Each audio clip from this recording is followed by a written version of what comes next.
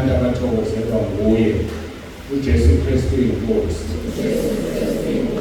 uJesu Kristu inkosi.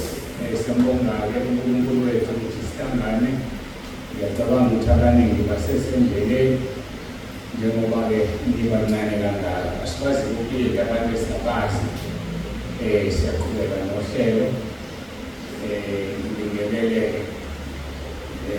obaba, omama, insizwa nentombi, Sunday School, umphathi wohlelo, ngesishayela insimbi egameni leNkosi yethu uJesu Kristu. Umphathi wohlelo-ke bengicabanga ukuthi uyakwazi ukubona umuntu oredi. Suke ngiredi ukukhuluma ngibheke phansi. Manje uthulele ngokuthuka. Awu, singaletha ingane encane nje umphathi wohlelo izombona omkhulu ukuthi umkhulu akakaberedi ukukhuluma. Asidluleke lapho. Siyambonga uNkulunkulu wethu kakhulu ukuthi sihlangane. Ngifisa ukuthi-ke ngigijime kancane-ke nohlelo. Program izoyithola kusasa njengokujwayelekile. Asikho i-program ngosuku lokuqala uma kuyi-Friday. Sizothola-ke ngosuku lwakusasa. Ayifuni ukuhlala lapho ngiyajwayele khona. Ufuna ukuzala ijwayele khona. Inkonzo yanamhlanje njengoba-ke kushiwo ukuthi iqale ngo-4. Siyabonga nonke senikhona. Eyakusasa iqala ngo-8. Sasa izoqala ngo-8 ngenxa yokuthi sizama ukuthi kutholakale ithuba lokufakaza. Sasa ngo-8 uNkulunkulu wethu esigcina uphethe uhlelo enkonzweni yokuqala kusasa ngo-8 abe seqala.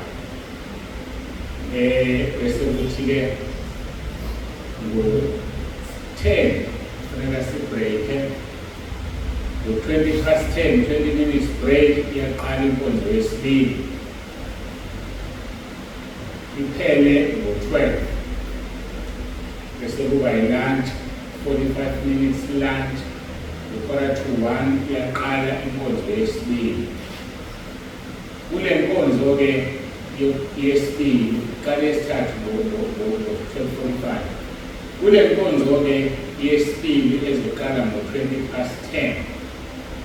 Ukhona-ke ocele ukufakaza, ozonikezwa ithuba lokufakaza yena yedwa. Ngizomnikeza ku-30 minutes, not more than 30 minutes. Bese siyadlula-ke. Bese kuthi-ke after lunch kuzofakaza abantu abawu-5 minutes eyedwa. Umphathi wohlelo waleyo nkonzo uzophatha iglasi ne-teaspoon. Masuno 4 minutes 30 seconds aqala ukunotify ngokuthi ayishaye iglasi kamnandi. Bese kuthi-ke ngo-5 minutes uzoyishaya nje iglasi akuthulise. Ngamanye amagama akazuyiyeka uze uyeke ukukhuluma. Okuyinto embi-ke leyo iyongena ku-YouTube ngoba asilaleli. Inhloso yami-ke ngifuna abantu bayizulile. Abasekorinte bokuqala chapter 15 verse 56 lithi izwi lenkosi amandla esono ngumthetho. Mase kushaywe umthetho wena wawusiyaweqa isono. So ukweqa u-5 minutes unqunye wokufakaza uzokufaka esikhokweni. Yingakho-ke ngithi angifuni lesikhokweni ngcono umonithwe ngeglasi noma umsindo othize uzoshaywa ukuze ungayi esikhokweni. Ngiyangizwa bazalwane abantu abasha. Nasikasisigaba. So-ke maweqa nje 5 minutes izokhala lento eshaywayo ingathuli uziyeke ukukhuluma ngebhela abanye. Kodwa wena usunecala lokuthi uqine ku-5 minutes. Ngokunjalo-ke bonke abanqunyelwe nalozokhuluma edlunikeza u-30 minutes akeqi u-30 minutes. Desemba kwalokho kwalabo abawu-5 bese siba nenkonzo. Sibe ne-break ngo-22:03 ezophela ngo-3, 20 minutes break. Ngo-3 kuqala inkonzo yokugcina yosuku. Kuzofakaza abantu abawu-25, 5 minutes eyedwa. Izwi kufanele liqale ngo-5 liphele ngo-6 ngenxa yalabo abazofakaza abawu-25. Ngesonto ekuseni kuSmesdeni inkonzo iqala ngo-9. Izwi kufanele liqale ngo-9:15, ngo-11 kuphele nya. Bese-ke kuyadliwa kwenziwe konke okwenziwayo ukuze by 12:30 selisishiyene isizungu, akekho umuntu ola ngenxa siphumelele empondweni ula ngokuthanda yena. Siyahambisana ngizosejahe emakhaya nini usejahe kwamanje obani abo bazosejahe emakhaya usejahe kwamanje. Okay, kuzohamba kanjalo ngizothola kusasa iprogram uNkulunkulu asizeke. Imithetho yala ngiyacabanga ukuthi sizonikezwa noma unsibande noma khona mhlelile nakusasa izokuyiphinde eyokuthi usulahla iphepha mawuhlangana nephepha litosha ngokozokubudu leduze kwalo ucabanga lilahlwe uwena kanti alilahlwanga uwena. So mawulibona utosha sibona indawo zokulahla. Indlu yangasese ishiye i-clean. Mawube neshwa ayifika indolile wemuzeshiye i-clean ngokokulandelayo eyifika indolile ngoba indoli sowuwena. Wena lokuphethwe yisisu kanti akuwena. Injalo nje leyo. Sonke siphila leyo mpilo yokuklina. Ngayiphila kakhulu ngisahlala lapho Ulundi ngisebenza. Ngihlala endlini esasisherisha khona i-toilet ne-bathroom. Bona bavele bayigeze bayishiye indolile nolayini. So wena ufuna ukugeza ukwazi ukugeza injalo kufanele uyikline kuqala. Ngaphambi kokugeza uphinde uyikline wena usuzophuma ngoba abantu abafani. Kodwa into ishiye i-clean ukuthi uyifice njani akusho lutho. Okusho ukuthi uyishiya injani. Siyahambisana abantu abanye. Ziqhenye ngokusha bami be-clean. Kungabikho umuntu ocabanga ukuthi wena ondolisile kanti akuwena. Kodwa ngoba wena odinile sekuwena ondolisile. Kodwa ezinye izinto esuke siyitholeke ngethemba ziyeza-ke zizolandela. Ithimbe yey'nkonzo zethu njengabantu abasha ngiyamkholwa uNkulunkulu uzosisiza siyibambe. Ijulile kakhulu kodwa uma uyibambile uyoba nekusasa elihle. Ikambe ikhona iyashisa elive kusophansi.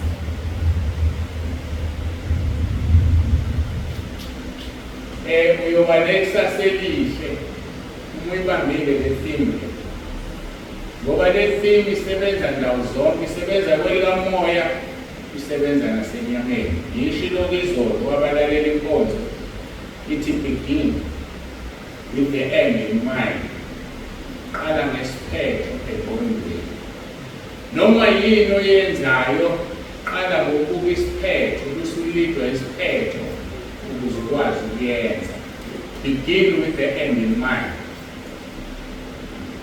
Yona ngifile esobe sigijima nayo ukuze kushaye iSunday.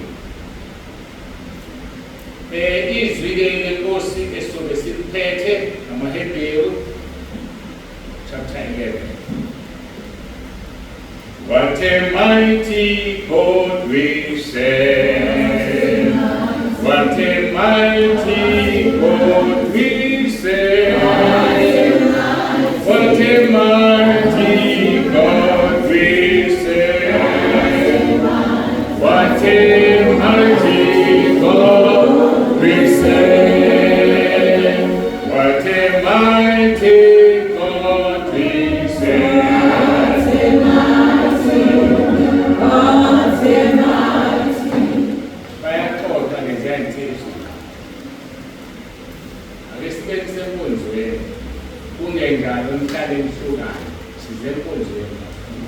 Sengiyakhumbula abantu abasha bayahluka, sebeqalileke bayaxoxa, laba basandungena nje abahlezi lapha. What a mighty God we serve. What a mighty God we serve. What a mighty God we serve. What a mighty God we serve. What a mighty God we serve. What a mighty God we serve. What a mighty God we serve. What a mighty God we serve. What a mighty God we serve. What a mighty God we serve. What a mighty God we serve. What a mighty God we serve. What a mighty God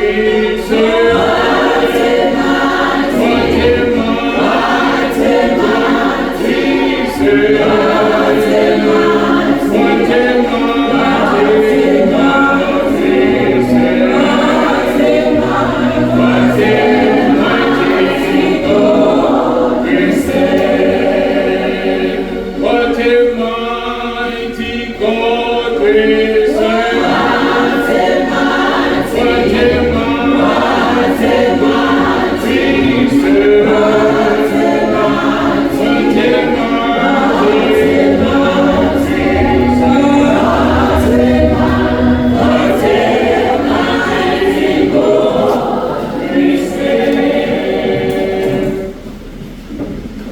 Egameni lomfowethu Jesu ophilayo, uNkulunkulu wethu ngomusa siyayithoba phambi kobuso bakho. Ngiyacela ube kanye nathi ngomoya wakho ingcwele kule nkonzo.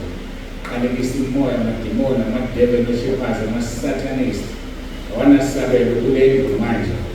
Qalekisa umoya wokungalaleli, qalekisa umoya wokukhuluma enkonzweni. Ngegama likaJesu ophilayo, ngiyacela Nkosi ukuthi abantu abakhona lapha kuhloniphe bakwazi ukuthi uNkulunkulu. Ngiyakhuleka Nkosi ukuthi ubasize abantu abasha bavule ingqondo, bazi ukuthi uMasila sisenkonzweni. Kungcono umuntu omusha ahlale ekhaya ngezila kunokuthi eze azozilandela ukuqalekiso. Ngiyathandaza manje ukuba kube lona loyo alalele izwi okuyona into ayizelele kule nkonzo. Usinikezile amandla Nkosi, ngoba seKorinte besibili chapter 10 verse 36 ukuthi noma sisenyameni izikhali zethu zinamandla okubhidliza inqaba zesithe esinguSathane, zinamandla okujezisa konke ukungalalelwa kwezwi lakho, ukuthi lapho sekuphelelisiwe sithumele konke okungalilaleli izwi lakho esikhopeni. Ngiyakhuleka-ke Nkosi banathi manje ngomoya wakho ingcwele, khulume nami ngihlale phansi ngilalele uzambule ngezwi lakho uJesu Kristu inkosi. Amen.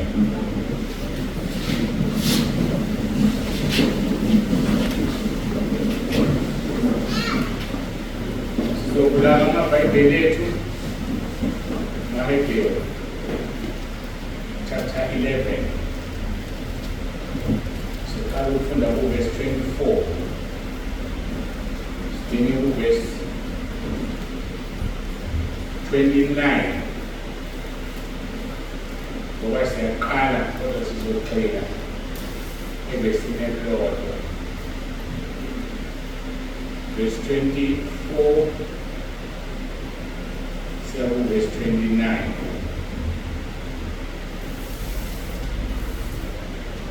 Kufundeka-ke kanje: ngokukholwa uMose sekhulile wala ubizwa ngokuthi indodana yendodakazi kaFaro. Sinde le ndawo ngalapho ngicela nihlale ngapho. Ngicela nihlale ngapho.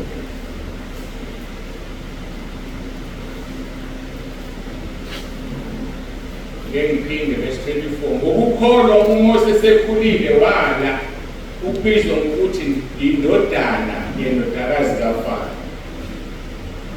Verse 25. Kunalokho wakhetha ukuphathwa kabi kanye nabantu bakaNkulunkulu kunokuba thokoze isikhashana esonweni. Ethi ukuthuka ngenxa kaKristu kuyimfuyo enkulu kunendleko yaseGibhithe ngokuba wayebheke uNkulunkulu. Verse 27. Ngokukholwa washiya iGibhithe engesabi ulaka lwenkosi ngokuba wakhuthazeka sengathi uyambona ongabonwayo. Verse 28. Ngokukholwa wamisa iPhasika nokufafaza ngegazi ukuze umbhubhisi angathinti amazibulo abo. Verse 29. Ngokukholwa badabululwa nobomvu kungathi kusemhlabathini owomileyo, okwathi abaseGibhithe bekulinga lokho bamenza. uNkulunkulu makabusise ukufundwa kwezwi lakhe. Itheme-ke ithi begin with the end in mind. Qala ngesiphetho engqondweni. Kusho ukuthini ukuthi qala ngesiphetho engqondweni? Begin with the end in mind.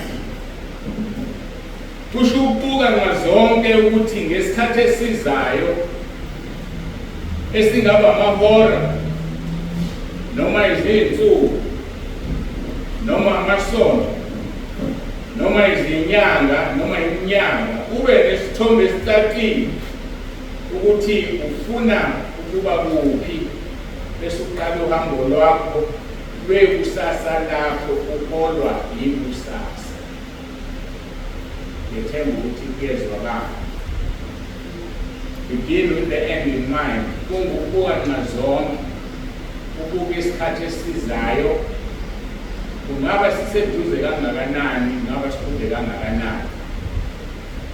Njengokuthi nje mawufuna ukusuka uze la njengoba nifikile uthatha ifoni yakho uya ku-Google Maps uyayiguglisha le ndawo isikhathi esingakanani kuza la. Makuthiwa 4 hours uzokala isikhathi sokuthi uzofika la in 4 hours ufike in time. That is to begin with the end in mind. Uqala ngesiphetho. Yini engifunayo empilweni yami? Ngifuna ukuba kuphi uma sengimdala? Ekudineni kwakho konke ngifuna ukuba kuphi uma ngifa? Ngifuna ukuba sesikhobweni uma ngifuna ukuba sezulwini. Then that's how you make your decisions, based on the beginning or at the beginning or at the end. Noma ke ngokuqala ngokuphetha kwento oyifunayo.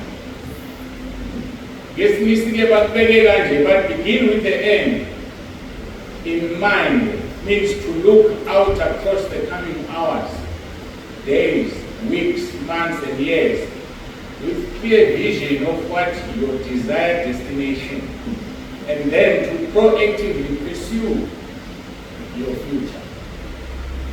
Ilokho-ke begin with the end in mind.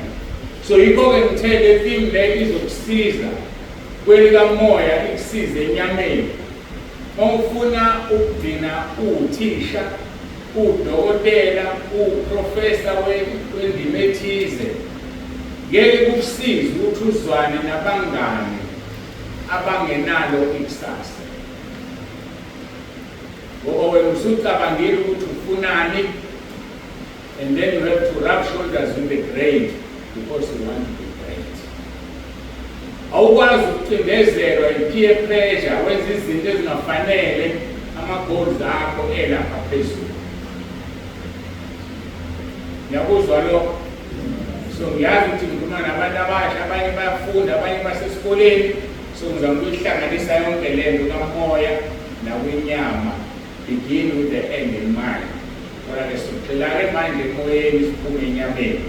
Ngenzela ukuthi understand lesi sihloko ukuthi kuwukuthini ukuqala ngesiphetho engqondweni. Yonke into oyenzayo ibuka isiphetho sayo, ngoba uma ungasibuki isiphetho sayo you'll be surprised. Umangale ngezinto ezenziwe uwe sezikubeka la ungafisa ukuba khona. Umangale nabantu okungebona benze leyo nto, kanti wena ukucabanga ukuthini? Bengazi mina ukuthi mangenza lokhu kanti kuzodina la. Ungaqali ngani ngesiphetho engqondweni. Ayiyozothi akayizwile le thing manje. Hayi, nakusenkingeni enkulu. Lithi izwe silifundile ngokukholwa uMose esekhulile wala ukubizwa ngokuthi kuyindodana yendodakazi kaFaro. Kunalokho wakhetha ukuphathwa kabi kanye nabantwana bakaNkulunkulu kunokubathokoza isikhashana esonweni. Ethi ukuthukwa ngenxa kaKristu kuyimfuyo enkulu kunengcebo yaseGibhithe ngokuba wayebheke umbuso. Uma uthatha lamavesi awu-3 esengiwashilo manje, yonke lento eyenziwe uMose wabuka isiphetho sokuthi ufuna umvuzo.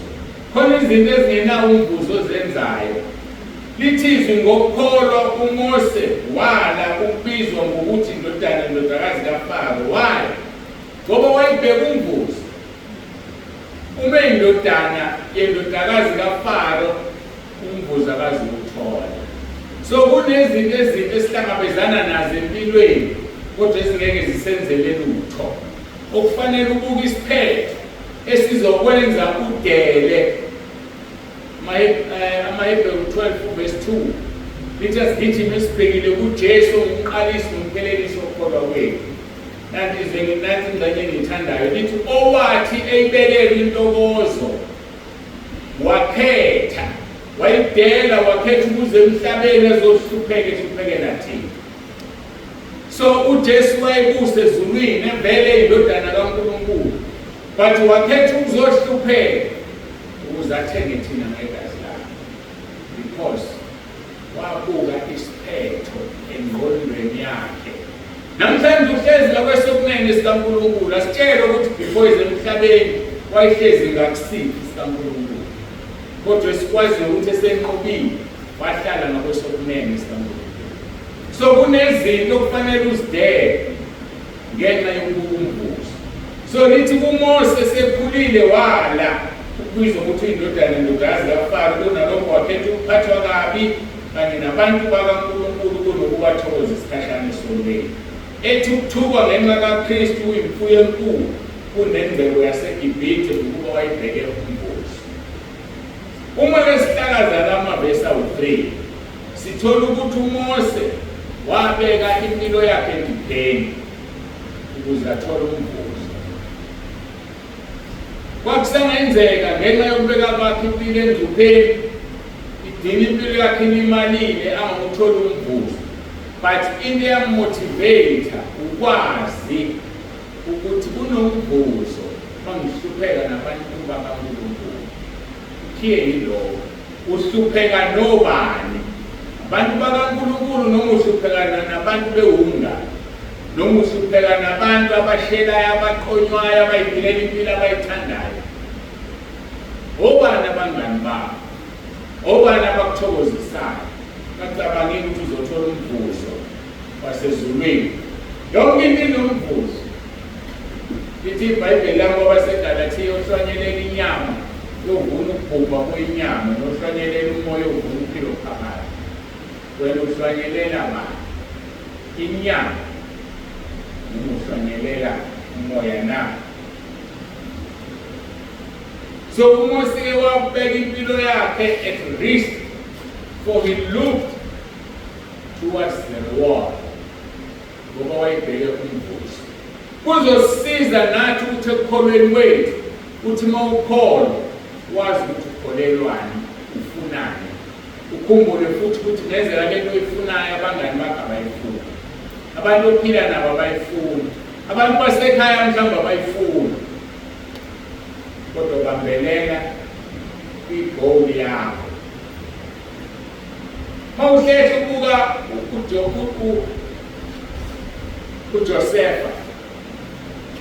uJosefa waba namaphupho lapho ekukhulekelwa abafowabo uphinde ekukhulekelwa abazali bakhe.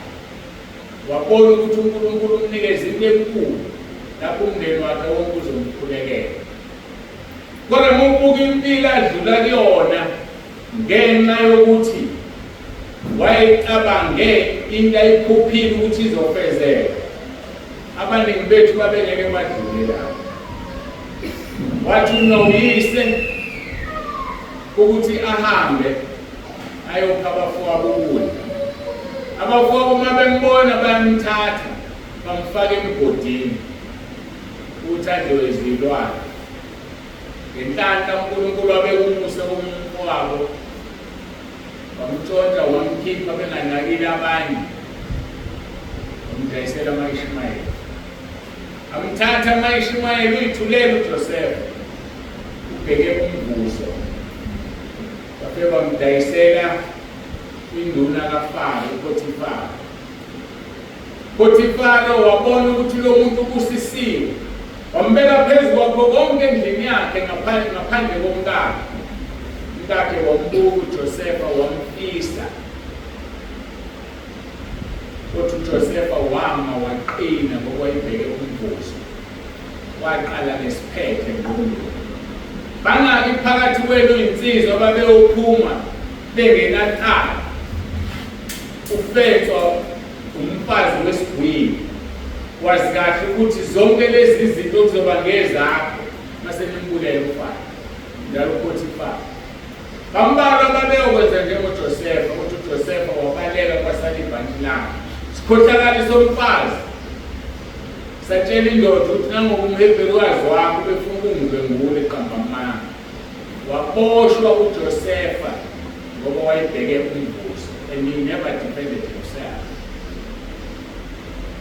Wahlala ejele kwaze washaya isikhathi sikaNkulunkulu lapho aphuma khona, waphatha iGibhithe, zaqala izinto zakho ukwenzeka. Bayakuzushesha kwenzeka, uzohlupheka, uzodlula ey'ndabeni ey'ningi, uzokhulunywa kabi, uzothukwa, kodwa uma ubheke umvuzo ngaso sonke isikhathi qala ngesiphethe engqondweni khona uzothola amandla okubhekana nezimo zonke. uMose wala ukubizwa ngendodakazi kaFaro ngokuba wayebheke umvuzo. uFaro wayengenayo indodana, uFaro wayengenayo umuntu ozodlifa, wayenentombazane kuphela leyathola uMose emfuleni. So uMose was going to be an heir yaseGibhithe. Izwe licebile namanje lisacebile, licebile iGibhithe. Mhlawumbe lona neNigeria amazwe acebe kakhulu e-Afrika. Sasilandela nathi eduze, kwaqhamuka i-corruption yashaya izwe laphela. Ngikho-ke lapho kwipolitiki. Kodwa ngenxa yokuthi wayefuna umvuzo, uMose wala ukubizwa ngendodakazi kaFaro. Wakhetha ukuphathwa kabi kanye nabantu bakaNkulunkulu. uMose wahlupheka nabantwana bakaNkulunkulu kunokubathokoza isikhashana esonweni. Ngoba isono siyakuphuthekisa, sikwenza ukuthokoza isikhashana kuso. Sizobe si-address indaba yesikhashana, kusho ukuthini ukuthi ukuthokoza isikhashana na? Ngiyacabanga ukuthi soyibona ngesono leyo ndaba, chaza isikhashana. Kodwa siyithazele ukuthi kusho ukuthini. Mose wabona ukuthukwa ngenxa kaKristu kuyimfuyo enkulu kunenzeko yaseGibhithe ngoba wayebheke umvuzo. Kuzothi omunye uKristu wayengekho njengaleso sikhathi sikaMose. uKristu wayekhona, wayekuNkulunkulu. uKristu uwulizwi, wayekuNkulunkulu. Ngesikhathi uNkulunkulu ethi masenze abantu ngomfanekiso wethu, kwakunoKristu lapho phakathi ngoba uKristu uyizwi, voice kaNkulunkulu ungulizwi. Akekho umuntu othi uma ezakhela ikusasa lakhe engqondweni afune noma athande ukuba isiphetho sakhe sibe simbi. Hayi, akekho ufuna nje ukuthi isiphetho sakhe sibe simbi. Ngabe uyagula ekhanda noma ngabe uyahlanya khona ungahambi kahle. Umbuzo wenza udele yonke into engakuphazamisa ukuthi uthole umbuzo wakho. Ingakho kufanele ngaso sonke isikhathi ngaphambi kokuba wenze into, begin with the end in mind. Ucabanga ukuthi ufuna ukuba kuphi. Mawenza lento ufuna ukuthathela ikubekephi. Ungavele wenza izinto zisengathi umuntu ongenangqondo, umuntu oyimpumputho, umuntu ongaboni. Yazi ukuthi lento izokubeka abanye abantu bangenile emjolweni bengabuki ukuthi uzobabekaphi. Kwafika lapho ekhulelwa khona babulala ingane banedumbu manje. Umbulali ke sisithi unesidumbu phansi, angithi? Ukhipha isisu lesidumbu esiswini sakhe. Ayithi ingane ibulalele eswini. Kunabantu abahamba la njengamanje bangamathuna ngoba babulala ingane. Bahlulelwa ukuba isiphethe engqondweni. Kunabantu njengamanje sicabanga ukuthi ngikhuluma nabantu besifazane besilisa abapressurize intombazane mayisithi ngikhulelwe, athi umuntu ikhipha ngisifuna nalesisu kuseyingane mina. Kuyenzelani abantu abadala mawuzibona ingane? You are equally responsible for that abortion. Ukuthi umuntu wesilisa kusebenza. So ezulwini sisazonga phambi kaNkulunkulu siphendule. Ingakho kufanele in everything begin with the end in mind. Yokwazi ukuphila izinsuku zakho zibe zinde emhlabeni.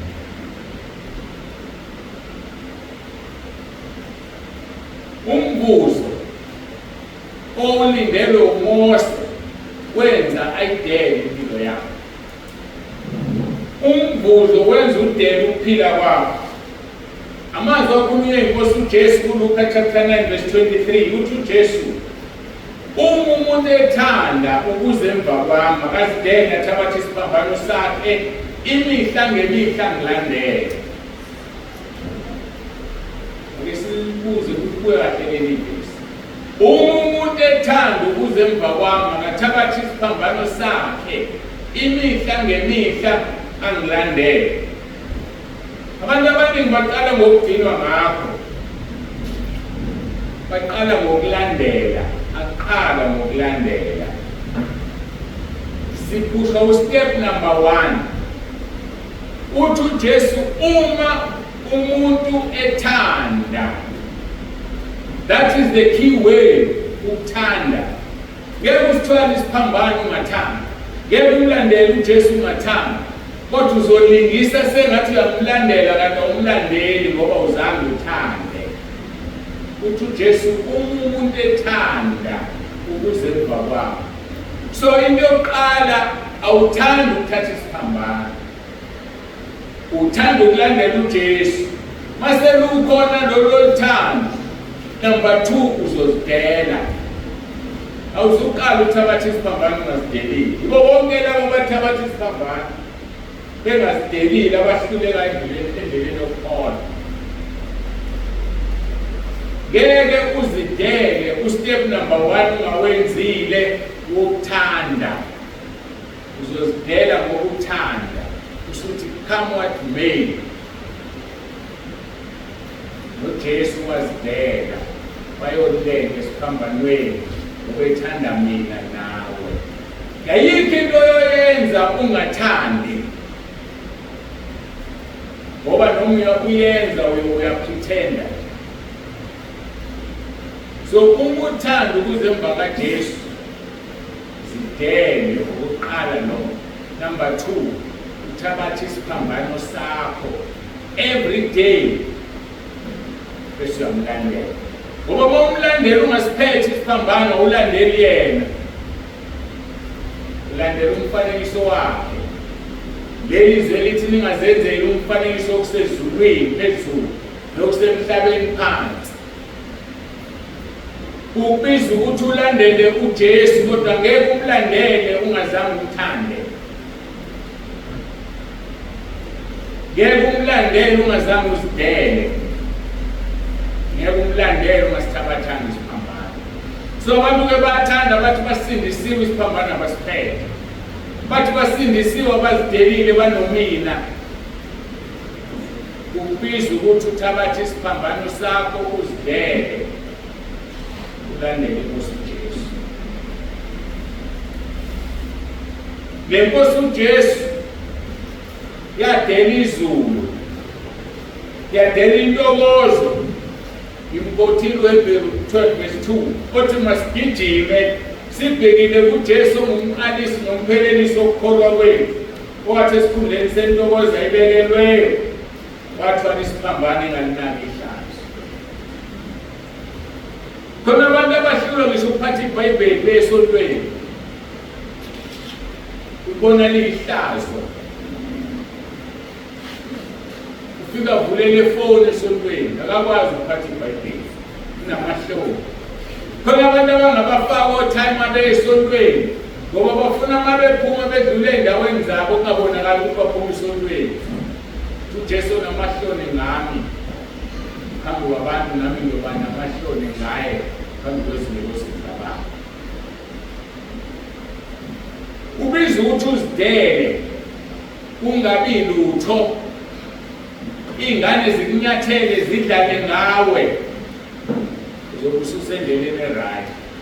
Uthi uJesu uma umuntu engafani nalo mntwana ngeke ubone umbuso wezulu. Ngenxa yokuzidela kukaJesu wahlala ngakwesokunene somkhulu ezulwini, ngoba kalinakanga ihlazo efuna mina nawe. Ukuhlala ngakwesokunene kungeminye yemvuzo ayitholayo uJesu, ngoba wayibheke umvuzo. Akazi wena ubheke umvuzo. Baningi abantu bathi bamlandela uJesu, babiza abantwana bakaNkulunkulu kodwa basithabathile isiphambano. Mase befike enkingeni bayahluleka ukuwelela ngaphesheya ngoba isiphambano abasiphethe. Uyowela ngokuphethe isiphambano. Athi umculi wetilongo kodwa ubeka kahle wesingisi athi I'll hold on to this rugged cross and exchange it for a crown. Uzosibamba isiphambano sidedele when you exchange it with a crown. Sizosithwala isiphambano masihamba kulo mhlaba. Sizohlupheka masihamba kulo mhlaba sibhekane ney'nkinga okumnandi nekulinge okungaphezu kwamandla akho. So uma sibambile lesi siphambano definitely ngeke uthole uqhele, because uqhele exchange-wa nesiphambano. Ngeke uthole umqhele lisho njalo kwaseRoma chapter 8:17 lithi uma singabantwana bakaNkulunkulu sizindlalifa zikaNkulunkulu. Uma sizindlalifa zikaNkulunkulu sizomukela inkazimulo kanye naye uma sihlupheka kanye naye. uJesu wahlupheka ehamba emhlabeni. Lokho kubiza ukuthi nawe hlupheka ngoba uhamba lapha ehambe khona. Ngeke kube mnandi sodwa kuyethalo. Jesu ngoba eyindodana kaNkulunkulu babethi mase befuna ukumbamba vele enyamalale bangamboni. Thina kasizonyamalala kodwa uzosenza yena singabambeki. Angene nathi ngiphekeni, angene nathi osizini, angene nathi emlilweni njengoba kwangena nabafana abathathu emlilweni. Yena akekho izongena naye kwakubiza nezikhathi ukanyamalala. So yazi ukuthi indlela yokukholwa ayimnandi ngoba semhlabeni, kodwa ngoba sezulwini akuyimnandi yenza kube nokuthula enhliziyweni. Athi mayithuka umuntu ujabule. Yazi ngisho njalo izwi lenkosi lapha kuMathewu chapter 6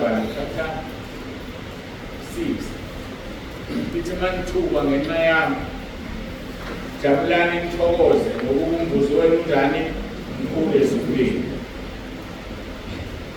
Yazi ukuthi yamenza leyo ngathuka. Matthew 5 or Matthew 6. Matthew 5 verse 11, 12. Matthew 5 verse 11. Ngake ngathuka. Ngithuke emsakazweni. Yazi ngahleka ngajabula. Nami umuntu engaphela umqhele wo. Awu, nami umuntu engisukela ngiyihlalele ngaphela umqhele ezulwini. Wena usuthuke kangaka uthi uthele. Uzama ukuklirisha igama lakho. Azama ukuklirisha.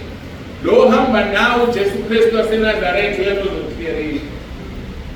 Uthi uma nithuka ngenxa yami uNkulunkulu wenzulwini. So okwethu thina uthi sidele sithabathe isiphambano simlandele. Noma ungalandela uye esontweni shumayela udumise uphathe uhlelo thandaze beze bethi abantu kwehlile uNkulunkulu omningi. Kodwa uma ungasiphethe isiphambano sakho awulandeli inkosi uJesu ngoba into semqoka ukuthi uphetheni esandleni.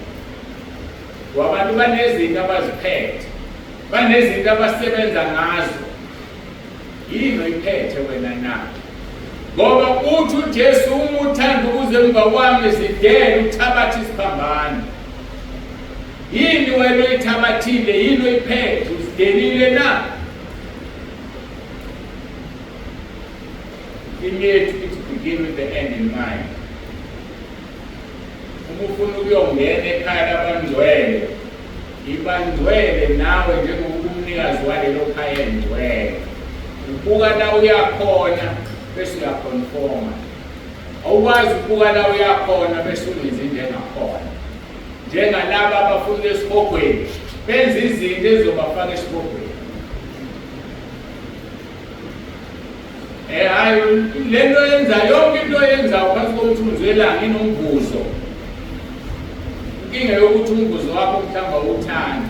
Uma ungawuthandi yenza ongakuthandi to be what you want. Ngoba uma wenza okuthandayo manje ngeke ube yilento oyithandayo ekugcineni. Senaba ngcono nina manje banesikoleni. Ngiyakhumbula ngeminyaka yethu sifunda o-first year ubani namhlanje ubani o-grade 1 o-grade R whatever ngazi. Kwakuyinhlanhla unecathulo ngoba abazali babenga-afford hambe ngenyawo amakhilomitha amabili amathathu, sometimes 10 kilometers. Uyabanda ebusika kunongweqwane noma kunesithwathwa sibe nenyawo ezinemkenke ngoba sasifuna ukuba utho uma sesingani sesifundile. La uyakhona i-destination yakho ifanele ibe udriver wempilo yakho uthathe ibekela ufunda khona. Inyama negazi ngeke lidle ifa lombuso wezulu. Yingakho inyama isiphazamiso kulomhlaba. Yingakho inyama iphambana nomoya. Ngoba ezweni esiyakulona likamoya inyama negazi ngeke lidle umbuso wezulu. So abangani bakho nabo amanalo leliphupho nabo. Abafuna ukuba udokotela, abafuna ukuba ama-dentist o-engineer. Sebezibukile baziklasa babona ukuthi bahluleka ukusebenzisa ingqondo.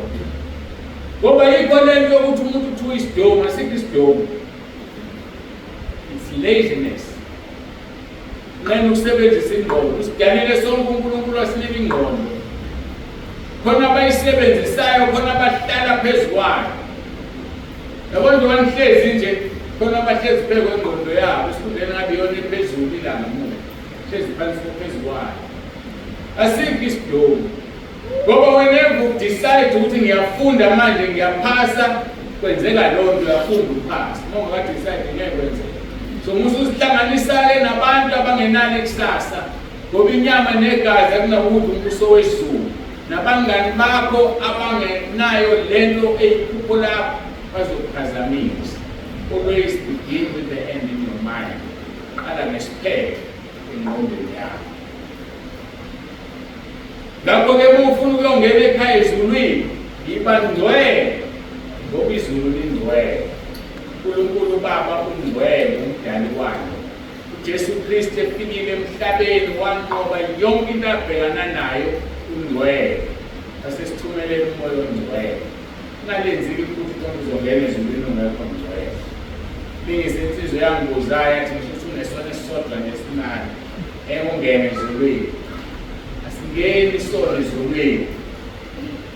Hayi asingeni isona. Njengoba sebengikhuluma ngathi ngisibona isincane kabi ukuthi umuntu eqede 5 minutes ukufakazi awunikeziwe. Maka wethu ngesecond elilodwa iqiniso lithi njani? Ukhulume 5.01 minutes. Weqile. Uzongena kuliphi izulu ngoba weqile. Asikho isona esincane nesikhulu.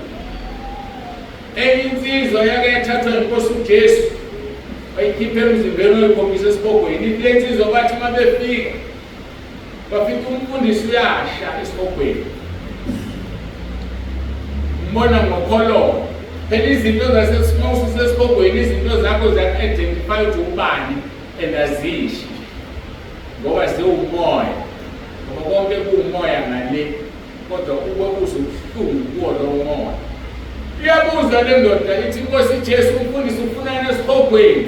Athi uJesu ubuza yena. Ithi le nsizwa ngimbuze, umfundisi ufunani la? Athi ngathatha u50 kamzali wami. Ngathi ngizombuyisela ngimbuyiselanga. Malini 50 rand? Uyasho umuntu ushela u50 rand ingunaphakade. Ngidonke kuyadala esibhogweni. Labo 10 rand obathathile kubantu ngizombuyisela usukhona ukubuyisela. Uzosho esibhogweni. Ishumi lelo walithatha angibasela ngeshumi la. Kuneshumi ogcwaliselwa ngazo likhokha ngendlela ushumi. Losho esibhogweni. Yiba ngcwele mawufuna ukungena endaweni engcwele. Linjalo izulu. Wasekorinthe chapter 5 verse 7. So sizokwenza lona. Lithi ngokuba sihamba ngokukholwa sihambe ngokubona. Sihamba ngokukholwa. Ngoba uma uzobuka izinto ngamehlo enyama, izulu li-impossible. Athi uJesu Matthew 19:26. Ongenzeki kunina abantu uNkulunkulu kuyenzeka. Yabona ezulwini ngomusa kaNkulunkulu la siyakhona. Difficult as it may, kodwa ila siyakhona. Ngoba uJesu wasithenga ngegazi esithengisa ezulwini. Kodwa uma uzobuka izinto ngamehlo enyama, ngeke ungene ezulwini. Angeke ungene. Kunzima kakhulu. Lokho kwenza singadangali ukubuka izinto ngeso likamoya sihambe ngokukholwa. Asidangali. Isho njalo abasekorinthe chapter 4 verse 16 ya 18. Ngakho sidangali kodwa noma kubhubha umuntu wethu wangaphandle ongaphakathi wenziwa musha imihla ngemihla. Hayi noma ngabhubha wangaphandle ngibe nefayile ngibe nemqhiliba le wasengibuka nje. Kodwa wangaphakathi is as young as ever. Ngoba kabhubhi yena. So uzobhubha umzimba. Thatha isithombe sami ngisensizwa ngisemusha usibekela ukondeyayo. Ikugile leli khaya. Noma ubhubha umzimba wethu wangaphandle. Kodwa wangaphakathi wenziwa musha usuku nosuku. Kusho ukuthini lo? Kusho ukuthi usuku nosuku wena ufunde izwi.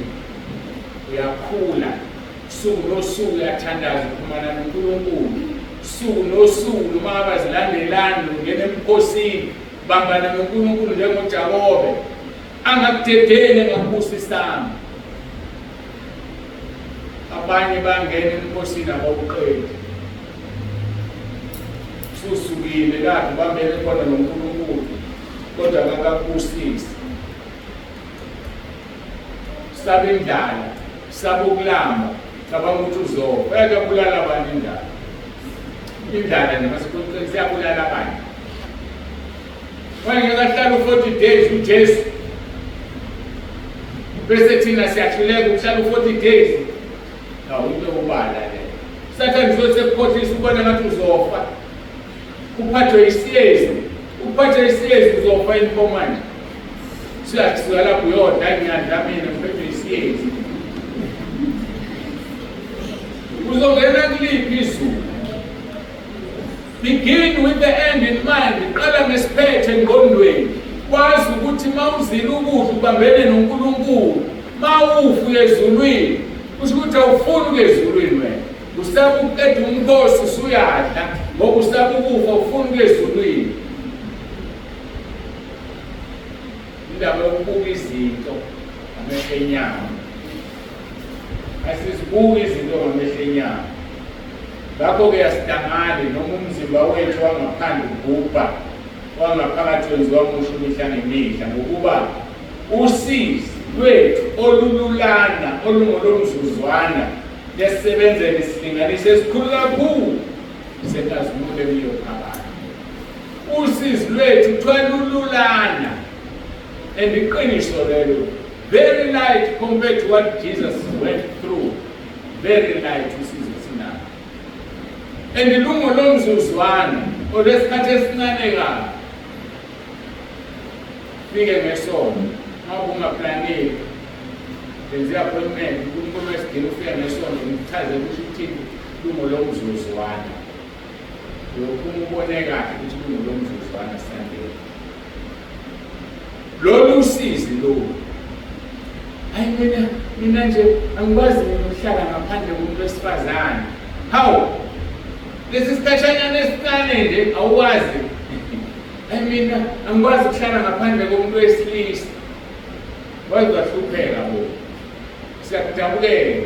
Lolu sizana lolulana lomzuzwana lithi iBhayibheli usebenzela isilinganiso esikhulu kakhulu senkazimulo esizoyinikezwa kwezabo.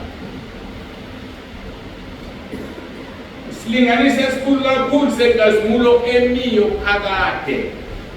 Verse 18. Thina singabheki ukubonwayo kodwa ongabonwayo, ngokuba okubonwayo kungokwesikhashana kepha okungabonwayo kungokwaphakade. Yeke ukubuka izinto ezibonwayo. Ubonwa ngamehlo ukuthi ulambile because uyakufila enyameni, inyama ngeke ingene ezulwini ikufuna ukudla. Ezikhona abantu ababa-delivered emademonini enkanukweni ngenxa yokuzila ukudla. Ngoba la mademoni ayakuthanda ukudla.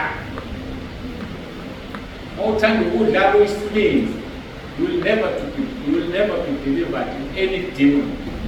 Yikho uJesu watshela abafundi bakhe bethi kungani thina sihlulekile ukukhipha leli demoni. Wathi uJesu aliphumi ngaphandle kokukhuleka nokuzila ukudla. Khona amademoni anganyakazi, dinga ukuthi wancishe ukudla aphuma ahambe. Dinga ukuthi wancishe inyama. Yazi ukuthi idemoni lenza ucrave umuntu wesilisa noma wesifazane. Idemoni lincishe lizophuma lihambe unqobe. Usuloku lincisha-ke wena. Uzowenza ukungcola uyisize. Sithembile sithe iphethe kahle le ntombi ebandleni. Iphethe kahle le nsizwa. Kanti lala namademoni ebusuku. Kocaca ngelinye ilanga. AmaHebheru 4 verse 12. Lithi izwi likaNkulunkulu liphilile linamandla. Likhali kunenkemba eyisikantamu ukuthi zombili. Lihlaba lahlukanise umoya nomphefumulo, umnkantsha namalungu. Lahlulela imicabango nezizindlo zenhliziyo. Lithi akukho kusithekile ongekho bala esiyakuzilanda ngakho. Ngakho-ke yazi ukuthi noma yini oyenze kumnyameni phansi kwengubo usazozilanda ngakho phambi kaNkulunkulu. Ukuze inkosi uJesu ihlale ngakwesokunene sesihlalo sobukhosi sikaNkulunkulu kwambiza ukuthi ahlushwe. Ingakho sithi impilo yalezi nkonzo zethu begin with the end in mind. Qala ngesiphetho ekugcineni. Ngoba uJesu wanikela eHebrew 5:7-9 ithi wathi esenikelile emhleni yakhe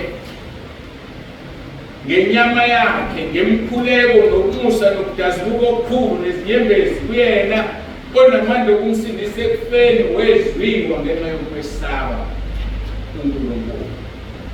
Esenikelile emhleni yakhe ezimnikela uJesu anikela ngayo kodwa yakuhlula wena.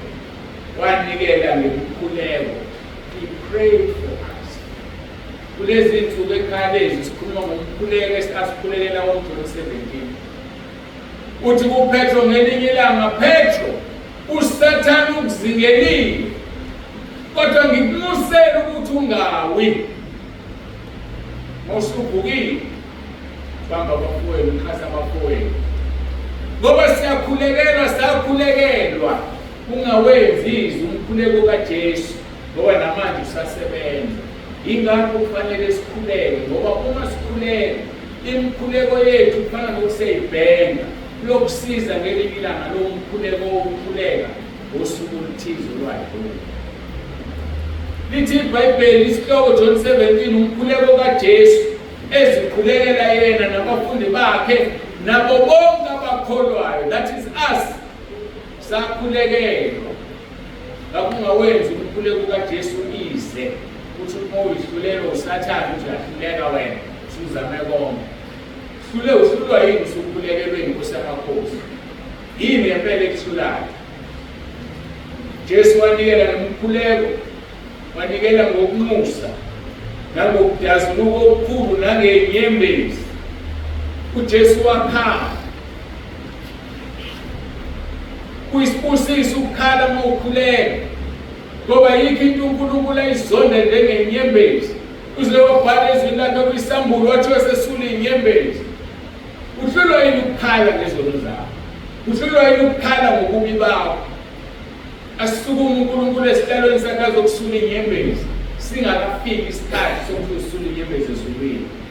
And mayisenze wasukuma azokusula inyembezi, leyo nto ebibhekene nawe iyabaleka ngoba uyamsaba yena.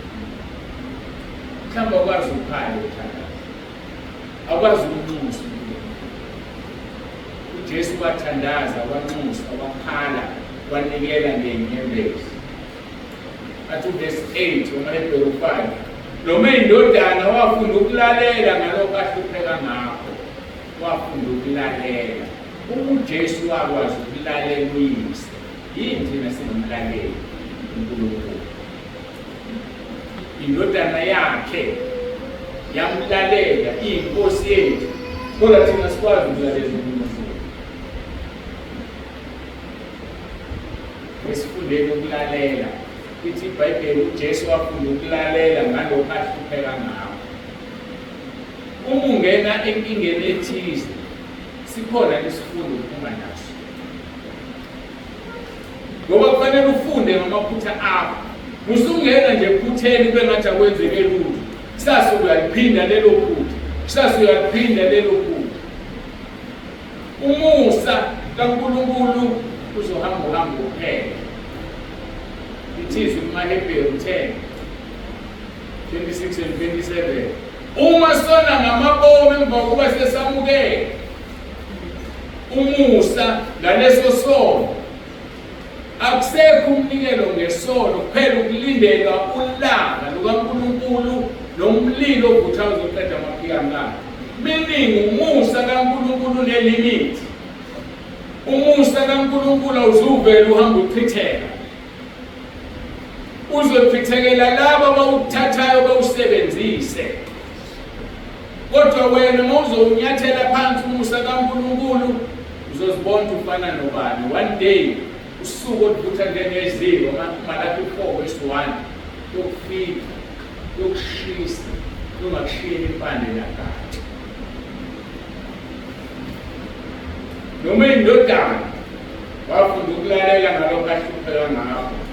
Verse 9, esephelelisiwe waba isisusa sokusindisa okuphakade kubo bonke abamlalelayo. Ngiyathanda leli gama. Waba isisusa sokusindiswa okuphakade, but only to those who listens to him. Mawungamlaleli ngeke usindiswe. Ubizwa ukuthi ulalele. Isaka 28 verse 13 ufihle izibambeko zakhe akayiphumelela kodwa uzivuma yazishiya uthola umusa. Ngakho-ke bheka kuJesu, focus on him and him alone. Ungumqalisi nomphelelisi wokukholwa kwethu. He is the author and the finisher of our faith. Mbeke ukuze ukukholwa kwakho kupheleliswe, ngeke kuphelelise ukukholwa kwakho ungambheki umphelelisi wokukholwa kwethu. Waqala ukukholwa kwethu esiphambanweni uzokuphelelisa hlayilanda ibandla esingesezulwini. Ungasekho wena uma ungambheki umphelelisi owaqala ukukholwa kwethu. Uma uqala umsebenzi, Philip chapter 1 verse 6 uyakuqeda. Yingakho sithembe yona leyo ukuthi yena uqalile umsebenzi enhlizweni zenu nasempilweni zenu uzowufeza. Ngakho-ke, in whatever you do, begin with the end in mind. Qala ngesiphetho engqondweni. Masiphumelele.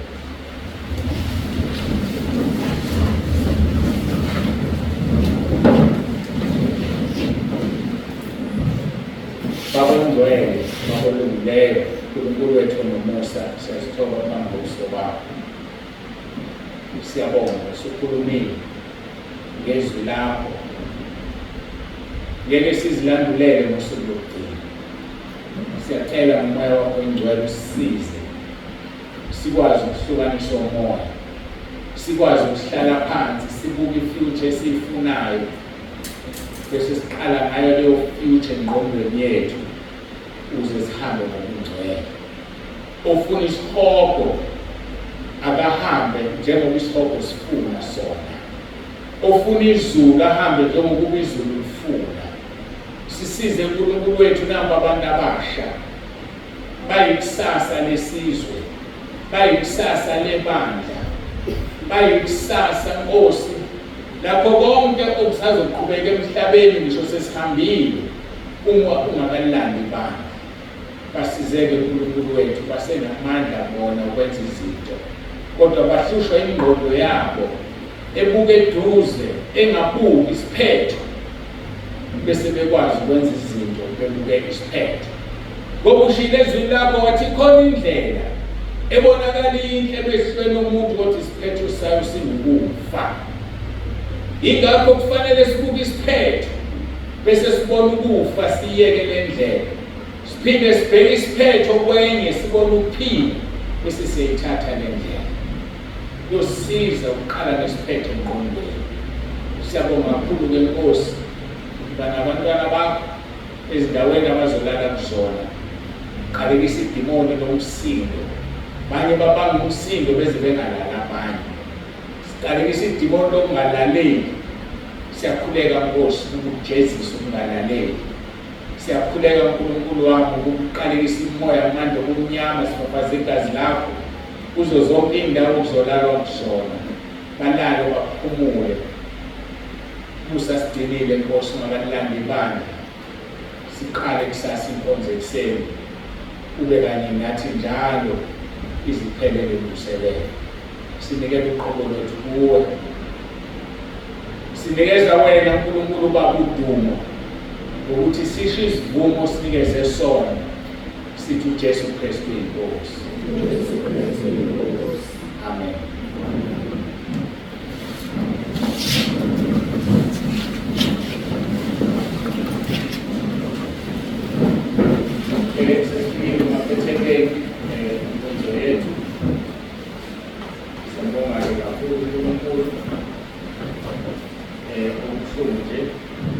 khona abantu abafike late, angisazi isizathu sokufika late, kuyihlazo khona ngoba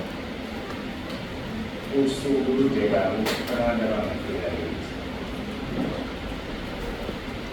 Ngimkhumbula uJesu umhlengi, ngimkhumbula amalanga onke, ngivuka